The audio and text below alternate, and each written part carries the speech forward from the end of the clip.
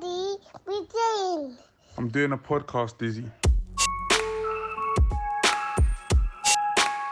Hello and welcome to the Too Cool for School podcast. I am your host Yannick, and on today's episode I've got an amazing guest and we're having an amazing discussion around STEM, its impact on our community and its accessibility within our community. So I'll allow my amazing guest to introduce herself. Thank you so much, Yannick. Thanks for having me on the Too Cool for School podcast. So my name's Shand. I'm a software engineer, speaker, and the founder of She Bytes Back, which is a women in tech community celebrating ambitious women in tech to enter their bravest era yet. Great stuff.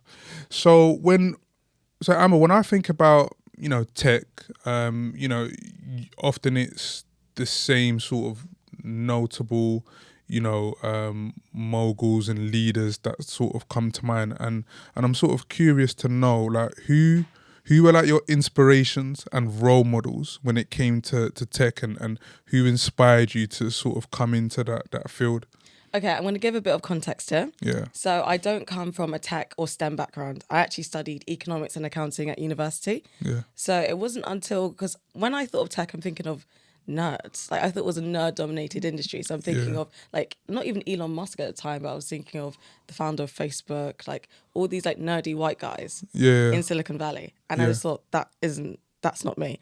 Or when I thought of a coder, I thought of these guys just in a room with their hoodies up, just typing away. It's crazy dark, doing stuff for the government and stuff. Just dark things. I didn't understand what they could be building all this time. You know what I mean? So even I went on a website, I wouldn't have thought that code is the thing that built this website, for example. Do you see what I mean? So to me, it was all just magic versus understanding what went on behind it. So I'm doing my economics and accounting degree, and when I'm traveling in Spain, I take a gap year in between my year, right? And not a gap year. I'm kind of just working things out, I'm learning how to code. I met this digital nomad, and he was like, "Oh, I'm learning how to code. You can be a digital nomad and earn all this money." And I said, that sounds like a bit of me, because the way that I was going, it was almost like I was going to finance, and I was really bogged down in terms of I felt like it was going to be this 9-to-5 job. And I had a mentor who told me that on top of the 9-to-5 job, you'd have to do financial exams. And in those financial exams, if you didn't pass, then you'd be fired. Wow. And I felt like I actually don't need to live a life this hard. I Crazy felt pressure. It's just too much pressure. And I wanted some kind of job security. There was loads of news around saying AI is going to take your job and all these things. So I thought let me be on the side of technology versus being a victim of it. And so I didn't actually have any role models to look to. So I'm thinking, I need to learn how to code, but there's no one that looks like me in sight for me to make this journey right now. And so when I'm traveling, I meet my friend, and I'm going to America, visit him at university, and I'm meeting all these computer science grads. And they're saying, I've got this job at Google, at Facebook, at all these things, and we're going to be on 6 figures. I said, how much? 6 figures, and you just graduated. It's like entry level. Entry level, right? And I saw the way that they were on a laptop trying to nerding out, and I was thinking, oh my God, guys, is anything that serious? Because I just could not relate. But as soon as I heard you can really make some money, it's a high in demand skill, I said, that's where I need to be. And so I don't know what I typed in on Google, but I must have typed in free coding courses, because I'm not one of those people that like to do things online. I really need to be in person when I'm learning, right? And so I found Code First Girls. And that was where I kind of saw some role models. I'm seeing some people that looks like me, in the tech industry. But it wasn't until I found Coding Black Females, a community for Black women in tech, that I'm like, oh my goodness, there's Black women in this industry, and there's loads of them that were not only in tech, but they were senior leaders within tech. Established. Yeah, established. And that was so good for me to see, because that wasn't necessarily what I'd thought going into the industry, that there would be anyone that looked like me. No, that's interesting. And when, in your journey, early on, did you get a sense of tech or STEM being something of privilege, that you need to have a privileged background to sort of go down that avenue, or is it something that's accessible for everyone? Really good question, because when I was getting in, it was almost like there were 3 ways that you could get in. Okay. Runway, the typical way, doing a computer science degree. I wasn't going to spend another, 27K to do that. Second way was doing a boot camp. That cost 9K. And so I was like, I didn't just graduate from university to now spend another 9K doing a boot camp for, I think, 8 to 16 weeks. That doesn't necessarily guarantee me a role in the end. And then the third way is to self-teach. So teaching yourself how to code, which was essentially the way that I had to go into it. So I would say that there's definitely a privilege, because when I was younger, no one was necessarily saying that, oh, okay, let's be real here. When I was younger, I don't think that I was that talented in school. So I was talented in maths, economics, but not necessarily when it came to like building technology, learning how to code and things like that. I think I would actually say that education is a privilege anyway. And I was very fortunate to have some teachers that were very engaging, so that when I was learning maths, for example, they were making it fun, they're making it engaging. But sometimes you go to a school where teachers are tired, they're not that engaged. Yeah. And it's like, or if you have a disruptive class, you're a disruptive person, or like things can happen where you're just not engaged in a particular subject. And that's why I feel like there's a bit too much pressure on what you study for a degree to be what you actually do in your career. And I felt like the boot camps, 9K, that if that's not privilege, I don't know what is. You have 9K to drop, right, just on the course, but then for the next 2 to 3 months, you're not working. Because it's full-time? Because it's a full-time boot camp. Wow. And unless you have an evening job, but 9 times out of 10, you still need to be coding outside of the boot camp and on the weekends. That is just privilege in itself, right? But so I feel like learning how to code from scratch by yourself is definitely the hardest route, but there's always an element of privilege when it comes to gaining education to become someone in STEM, basically. Yeah. Wow, that's so interesting. And I know, so earlier you were speaking a bit about the importance of that representation, but also acknowledging that when you first came in, it was quite difficult to see yourself, amongst, the leaders in STEM, unless you were going to like specific organizations like Coding for Black Girls.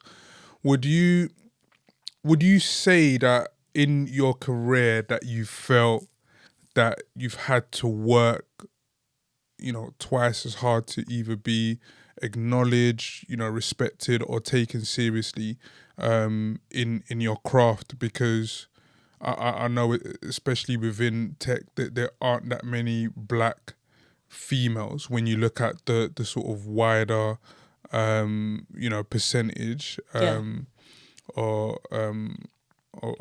it. So do you feel that you've had to do that over your career, or do you feel that you've been on a level playing field with everyone else?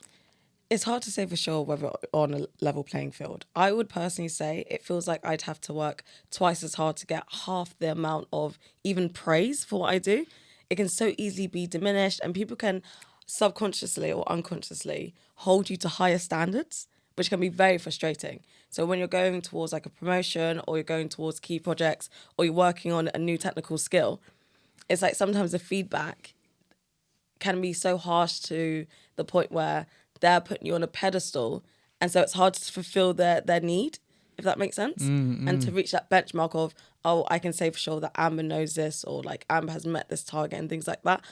Because when it comes to technical things, it's harder to measure sometimes. So you may work on a very, very good project where it's high visibility, there's key outcomes, but you're not always working on projects like that. And sometimes there's a gap where, especially if you're working with someone else, who really gets the credit here?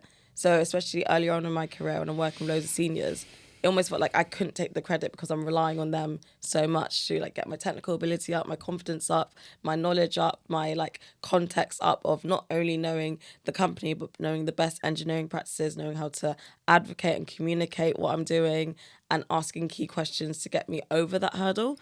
So I would definitely say that I think that people unconsciously set us higher standards, and they just, so even like when people comment on my stuff, I feel like they don't let me get away with like tiny little mistakes the way they would let other people get away with, if that makes sense. Yeah, that does. That's interesting. And how do you So for example, that example that you just gave, Yeah. would you respond to that? Would you challenge that, or do you let it? It depends on the Just team slide. dynamics. Like, it's so funny because recently I joined the team and I'm reading because there's a whole history of like things that you contributed, right? Yeah. And sometimes I'm reading this new team's history, and it's so funny if someone comments something quite particular, they'll be like, okay, I'll raise it in a different task, versus like what I'm used to, which is, okay, I'll just sort that out now. Do you see what I mean? So it just depends on the team dynamic. I would sometimes say, look, does this really need to be done right now? Yeah. Like, is this a real priority? Especially if it's something that is quite urgent, for this to be finished by a set date, and we're nitpicking on things that aren't even that serious.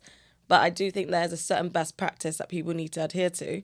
But sometimes when you're just nitpicking tiny things, it's actually just not that serious. Yeah, definitely. I feel it's interesting because I've done a few episodes, over the course of this year, like with professionals from varying fields, and I think one of the things that often stands out is like the barriers and the scarcity of the number of black professionals who are in certain fields, whether it's senior leadership in education, whether it's the number of black psychologists in the UK and whatever else. And I know we've touched on it a bit, and the number of black people in tech is a small proportion if you consider the sort of wider context of the tech world. What barriers did you face sort of coming into the industry, and what barriers do you think still exist for like some of like the young people that are trying to like come up and pursue tech as a career option? Yes. Okay, I love this question. I think when I applied, it was a very different time. 2020 was when I decided to take it seriously because we had a pandemic and things were free and online. And so it made it a lot more accessible, right? So I was just finishing my degree in economics and accounting, and I decided that I needed to differentiate myself from the computer science students. And how best was I going to do that? So the first thing I had to do is, okay, I was applying for roles and they kept saying, oh, we don't understand why you're applying. Like, you don't have a computer science background. You don't have a strong technical background, which was all true. It was actually all true. That's what happens when you necessarily take that leap, but it's key to get that feedback so you know which areas to focus on, right? In 2020, I'm focusing on, okay, who are the people that are also going to be applying for these roles? Computer science students. I'm not going to say that I'm going to get a computer science degree. So what else can I do? And so the main barrier was, okay, first, not having that degree. So I decided that not only was I going to learn how to code, but I was also going to teach other women through Code First Girls, which was the organization that helped me to get comfortable with learning how to code in the first place, right? Yeah. And then sharing that journey online. So I was sharing that on LinkedIn. Secondly, a big barrier is having mentorship. Again, I was doing it during the pandemic, so no one had a life. So when I was messaging people saying, hey, like, can we pair program together, all these things, they were saying yes because they had nothing else to do, you know? So it was like we were locked up, we were all confused. So I'd say, oh, are you around at 7 p.m., 9 p.m.? On the weekend, everyone was around because no one was going out. So it's a different thing now. And also, we didn't have AI then. So if I was like learning how to code to break into tech now, it'd be very interesting the role that ChatGPT and other AI powered tools would be helping me to up my coding skills. Yeah. So I would definitely say that there's an element of visibility that is a barrier. So if you don't have that visibility, so when I was applying for roles and they'd see that, oh, she's active on LinkedIn, she's sharing about her journey, like she's teaching other people how to code, she must be serious. But there's also microaggressions that I faced in the interviews, you know? Like I remember I had an interview. So there's an apprenticeship scheme that you can do for 18 months. So there's two types of apprenticeships. There's one that basically qualifies as a degree and you do that over a 3-year period. So you're working full time and you're doing not necessarily a part-time degree, but you're doing something that contributes to you getting a degree. So you have work experience and a degree. And the second type is an 18-month scheme where you're working full time and you're still contributing. Like it's almost like a coursework, but you won't really get a degree equivalent. But it's maybe like a level 5 qualification in terms of an apprenticeship scheme. So I was applying for a role that was basically an apprenticeship, right? So it meant that the people that were applying for that role did not have a technical background. And that was the whole point. So if you did have a computer science degree, you weren't eligible to apply for this role. And so I'm saying about, I'm teaching other women how to code, I'm building these coding projects. Like I've got a blog and all these things and how I organize my time in terms of like learning how to code and all these things. And then he's like to me, oh, that's interesting. Why have you ever thought about being a project manager? And I'm like, are you listening? Yeah. I know I'm organized, but I don't want to be a project manager. I'm literally telling you how I'm doing all these things, learning how to code, and now you're talking about me being a project manager. And that was so disheartening because it made me feel like, do people not see what I'm saying? Like I'm really trying it. I'm doing the most. I'm putting myself out there only for people to be like, we still don't understand why you want to be a software engineer. And that was very, very frustrating.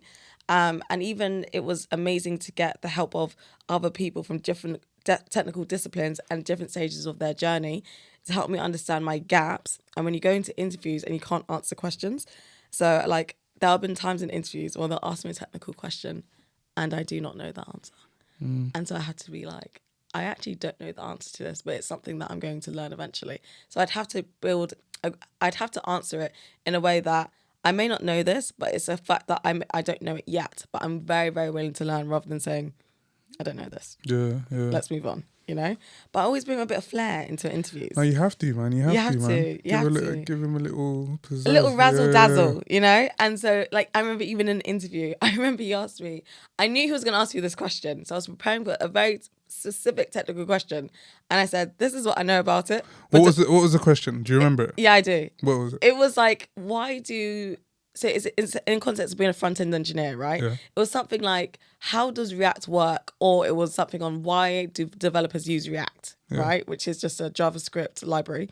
JavaScript framework. And I just remember, I just knew he was going to ask me this question. So I did a lot of research on it, but like, I'm nervous. So I say, this is what I know about it. And I just said everything I know, but don't ask me any more questions because that's all I know. Wow. And we're just laughing about it because it's funny, but I'm also being serious. Like, But you know about it now, though. You could answer it now. I can answer it now. Yeah. But like at the time, I was just like, look, I don't know the context why, but I know that we do it, you know? Yeah. Or like I said, like, I just basically gave a breakdown of how I understood that worked. But if he picks apart the answer, then I would have been like, look, let's level with each other. Yeah. No, that's that's important. Thank you for sharing that. And I wanted to ask as well. You spoke earlier about not necessarily seeing yourself in like the tech leaders, not just in terms of like representation of ethnicity, but of gender as well. And like one thing that I recall just before because I used to be ahead of year before, and I remember we would get emails from like organizations and like universities and whatever, really trying to push like STEM within like black ethnic, interesting, like minorities. But that was like the latter part of, my 5 years at the school, maybe like year 4, year 5. Could have been after COVID actually. Yeah, we've seen a lot after COVID. Isn't it? Not before COVID. There was something that shifted after COVID when it came to Yeah, definitely. STEM. Something shifted. So that's, so you mentioning you starting your journey at 2020 is actually given that light bulb. So it was definitely after COVID. So my question essentially is like, how important is it, especially for black girls, to see themselves like in STEM? It's vital. Yeah. It's absolutely, especially at a young age, right? Because you're basically picking your interests and where you want to progress eventually in your career. Again, I've pivoted, so I feel like there isn't that much pressure, but it's always so powerful to see people who look like you succeeding. And I remember I didn't necessarily have that until I got LinkedIn. And I was like, oh my gosh, there are so many black people doing so well in professional careers, like that I just didn't have access to in my day-to-day. And that's why it's just so powerful for them to see it. And even for me to see it when I was entering, the CTO of Compare the Market, Renee Hunt, is a powerhouse. She is an amazing woman. She's a black woman. And she gives back to the community so often. And I see the way that she pours back into the community. And I remember thinking, this is a woman that I aspire to be more like. And I'm so inspired by the way that she speaks. And I'm so inspired by the fact that she's a CTO taking up space. She's so smart. She's hyper intelligent. She's super charismatic, so good with people, a great emotional intelligence. And that's the kind of role model that we should be seeing more of. And the fact that she's so active in the communities is so... I just think it's inspiring to see someone that's successful still giving back and still seeing that as absolutely vital. Yeah. No, that's amazing. Thank you. And do you and for yourself, like, because you're actually in tech, like how have you sort of learnt to navigate spaces where you're the only one, like where you're the only like, I'm still working it out. You're still figuring it out. Because again, it's different depending on what company you work in. So sometimes you can work in a remote company, hybrid company, or you're in full time, and you're going to get different experiences in both. Or even if you're working in a startup, which is relatively more intimate, versus like a mid-size versus a huge company. It depends on your team dynamics. I've actually always been pretty fortunate to have a pretty diverse team, whether that's in gender, whether that's in race, and that's been very interesting to see how those team dynamics have played out. Yeah. Like sometimes I'm not always the only, which is powerful. But then I'll go into the office sometimes and I'm like, I'm literally the only black woman on this floor. And do you think that's ever gonna change? Like, from what you're seeing, are there things being sort of put in place to encourage like more like diversity, inclusion, and whatever else, like throughout the different levels, not just like entry level, right? but throughout the different levels? Because everyone says it. Oh, you know what? Like, is like when I started, like it was cool, but then the higher you go up, it's like you're the only person. Yeah. So it's like it's a hard one to predict because of the whole narrative around DEI must DIE, if you know what I'm saying. Mm-hmm. So it's a hard one to predict about if they're going to be rolling back certain things, so that so there's like loads of programs that black people, women, like underrepresented communities can use to get into tech. And it'll be interesting what happens to those programs. We're already seeing defunding of some of these programs and the impact that's going to have to encourage underrepresented groups to step in. Is that if tech becomes a hostile environment, they won't want to come in. That's the reality. And we just don't know how the culture or the environment is going to play out. Yeah, thank you for sharing. That's insightful. And I wanted, so anyone that I know who works in tech, or any conversations that anyone that I have, with like my friendship groups around tech, you just think money. You just think, oh damn, like these guys are getting paid. Like, you've seen their offices, like they get, I remember I went to Snapchat HQ. And like you're leaving, you're leaving angry because you've had such a good time, and you've got to go back to your normal job. Wait, what were you doing at Snapchat? Was doing a program for like some young people that we work with. So they go there, they do like some like coding stuff and like blah was blah it with blah. like XR and AR? Is that a program or is that people? I don't even. Okay, yeah, that's good. Yeah. So it was with so we do that like once a year. So we've done that like the last 2-3 years. We just take a group of people there, and yeah, just an amazing opportunity. But last year was the first time I went. I don't usually go. Like some of my colleagues go, and I just thought, this place is amazing. Like the office just amazing. The food's amazing. Like, and even when we were leaving, like someone was saying to me, I overheard like some Snapchat colleagues talking, are you staying around like for the evening? Oh, it's blah, blah, blah on the menu. And I was like, I just asked, what do you mean? Oh, like they incentivize people, like whoever wants to stay, and there's like evening meals, like that the chef or whoever cooks. I'm like, this place is crazy. And this is Snapchat. And their office is fairly new there. So imagine like these Googles and Instagrams and anyways, I digress. I think what I wanted to ask is basically like the opportunities that there are in tech.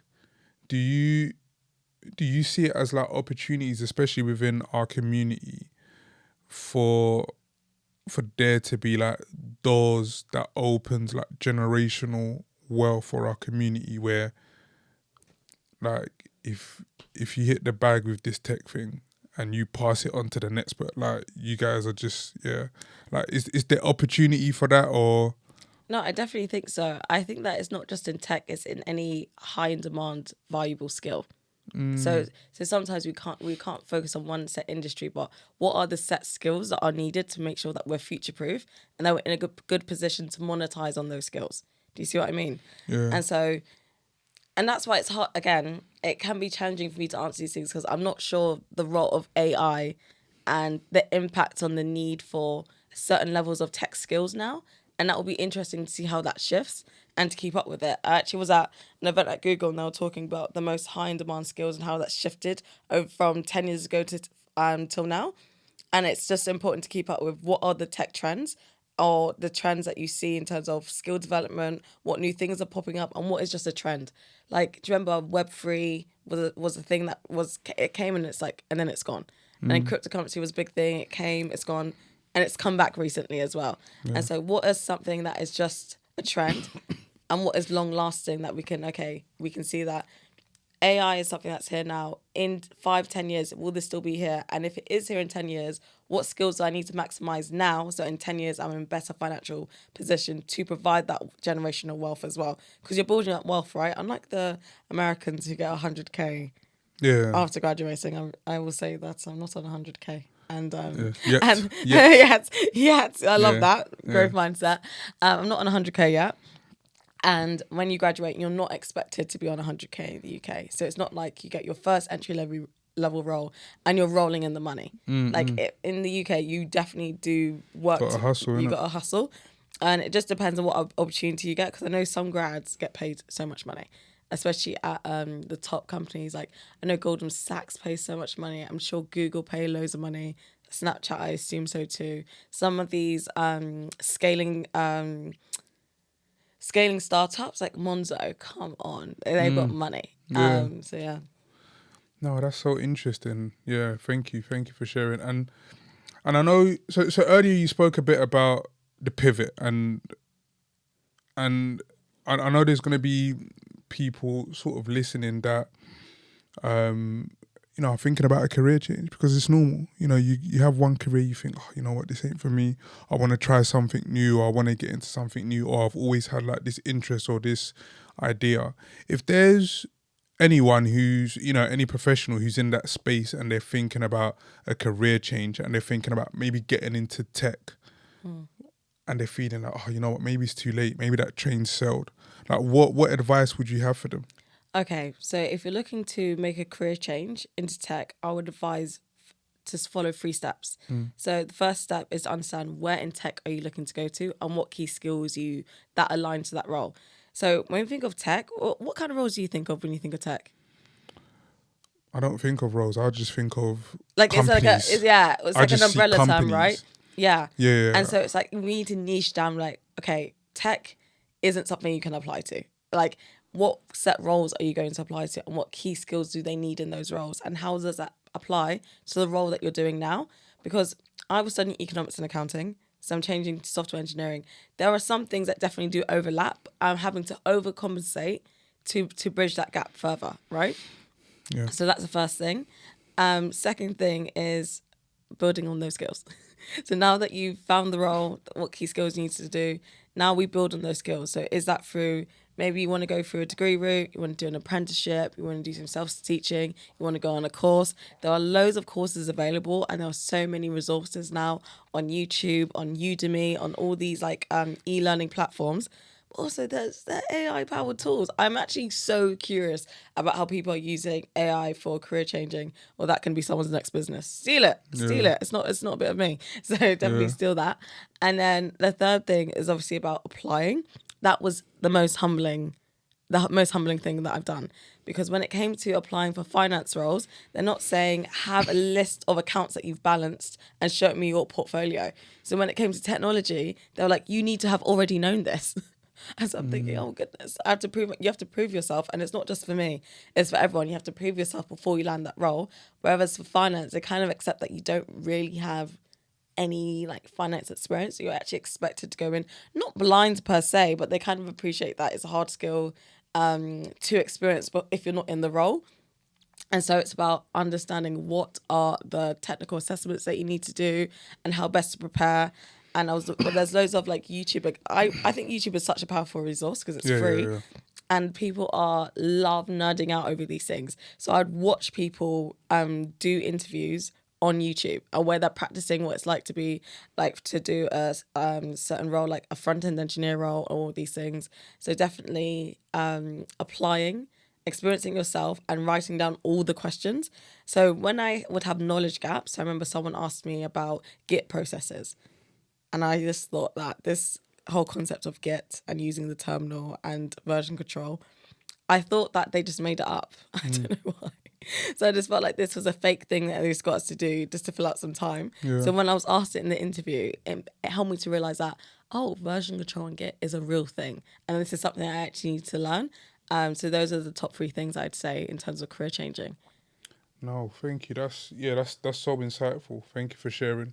I wanted to ask as well, for those who are already in tech, what are some of like the practical ways that those who are already in tech can sort of give back and, you know, invest in their communities? Because what I think one of the things that, you know, I'm always conscious of, and I've been able to see, especially through LinkedIn as well, like there are so many people doing like, you know, amazing things, and not only within their workplaces but outside of it, you know, entrepreneurial stuff. And, you know, even one of the reasons I created this platform was, you know, to be able to like give back to our community in terms of knowledge, in terms of, you know, conversations, in terms of like stimulating the mind, hence, you know, the types of you know, conversations and the content you know, we have.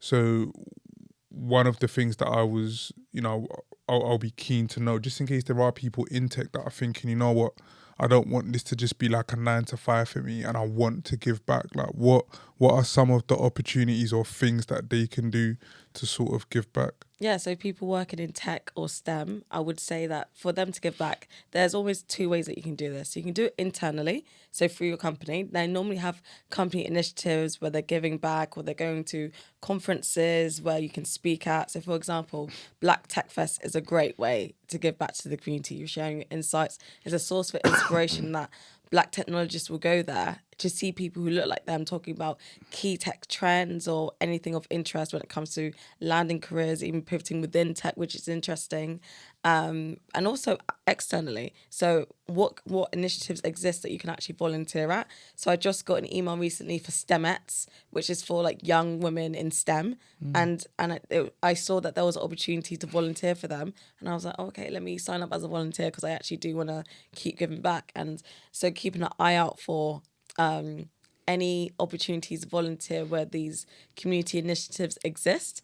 But it can be hard for them to seek this out because what do you type in? Sometimes like it's not available on Google searching, but you may see it on social media or things like that. But I think that if you really want to give back, then you'll come across these kind of initiatives that exist, and then you either offer to volunteer or you apply to volunteer if they have that program set up already. Yeah, that's amazing. And speaking about giving back, She Bytes Back. She Bytes Back. Tell me more about, you know, this baby, this project of yours. You know, how did it come about? Like, what did you want to, you know, achieve, and what do you do? Like, you know, in She Bytes Back, like, what does it do? Thank you for asking. So She Bytes Back is a community, and it actually started because once I landed into tech, no one had warned me about the intense imposter syndrome that would arise, that feeling of being the only one. And it was just quite isolating, quite frankly, because I came from being involved in loads of women initiatives, like Coding Black Females, Code First Girls, and I was actually just used to just being like the vibes. And then so I went from that to being in the corporate world, and I just felt like this is just not the same, and something had to be done. And when I came across the statistic that 50% of women leave the tech industry by the age of 35, I know. I was like, something has to be done here. So it initially started off as a newsletter. So I was just writing newsletters about imposter syndrome and the types and how it can manifest in our own lives.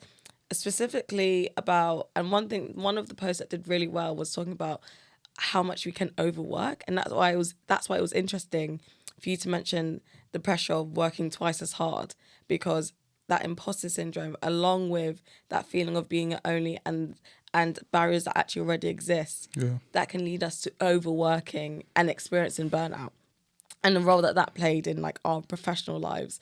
And now we've worked with likes of Depop, we worked with BrainStation, and to host events for women in tech, just all about building confidence, being brave, and essentially building up new connections so we can actually truly thrive in this industry. To hopefully correct that statistic of 50% leaving by the age of 35.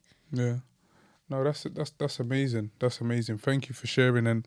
And obviously you're in tech. You know a lot about the industry. Like you hear things and see things, and behind closed doors, or in your newsletters and whatever else. What excites you the most about where tech is heading, and what scares you the most? Because like I'm thinking about AI, for example. I know, that's the first thing as well. But when it came out, like ChatGPT, I was like, oh, ChatGPT, man, I don't want to eat. But then I used it for one or two things, and I was just like, oh, okay, it's not that bad. But then I've also watched iRobot. So I've also watched I don't know, I don't know that what. is such a funny thing. Yeah, I don't know where we're heading with this. So yeah, what excites you and what scares you the most about where the industry's heading? Can my answer be both AI? So AI excites me because it means that you're able to be more productive in less amount of time. And it means that you can delegate tasks that you previously could not delegate. For example, I don't care for writing documentation. And so I'll write notes and say, AI, just produce me this documentation. And I obviously will edit it. I will edit it. And so it means that you can delegate tasks that you really didn't want to do. And it saves you time so you can focus on things that you actually want to do. But at the same time, it does scare me because I think that... so Black Mirror is a great way of highlighting the unintended negative consequences that technology can have, even though we may have good intentions. So a particular season, you've been giving ChatGPT too much information. And what if there's a hacker that like gets in ChatGPT and can leak certain things about us? Do you know what I mean? Because what kind of things are people putting in ChatGPT? Their address? Maybe their bank details? I'm not sure, but personal identifiable information. You just never know what's going to amount from that. But then I can actually change my answer to that. What scares me are cybersecurity threats. That scares me. Because especially with deep fakes and like us being able to mimic certain voices, this is one thing that, call me a crazy person, but one thing I've been thinking about recently is, when people call you and you say hello and then they just hang up. I was thinking recently, imagine if that they recorded your voice, just your hello, and somehow due to the advancement of technology, they're able now to get your tone. And then if they had access to, depending on how advanced of a hacker they are, they know that you're definitely connected to one person. They can use your voice to say, hey, like I'm in this situation, and all these things. Like, can you imagine? But that's where technology could potentially go, especially when people are sharing their voice and content all the time online. Yeah. It's like, what can we use this audio for? It's like that, I could be having conversations with people and I'm just like, oh yeah, you see that new Wingstop got that new flavour, As soon as you go on TikTok, 10 Wingstop videos have just been videos, so yeah. And us not able to decipher misinformation or like AI generated videos. that's going to be scary because it's just getting better and better and better. And I feel like we go on social media to relax. No, we don't go on social media to be on and working out what's real, what's fake. So go to the comments and we'll try to work out with the comments, oh, is this like a legit video or not? And when the comments are split, people saying it's real, people saying it's fake, it's actually very hard to know anymore what's real and what's fake. And that's exhausting. And especially if you don't want to go for the effort, you may just believe everything that you see. Yeah. No, that's interesting, definitely. No, but So if you could give your younger self one piece of advice before entering tech. Okay. I would say to her to embrace her personality, to be proactive, and to never lose that sense of excitement when it comes to researching things, learning things, and remembering that what she loves is to learn and to hone in on what does she actually want to learn about, basically. And I feel like she used to put a lot of pressure on herself to get things right. And I would tell her that perfect decisions only exist in hindsight. And so you can't mitigate feeling negative emotions or having negative experiences.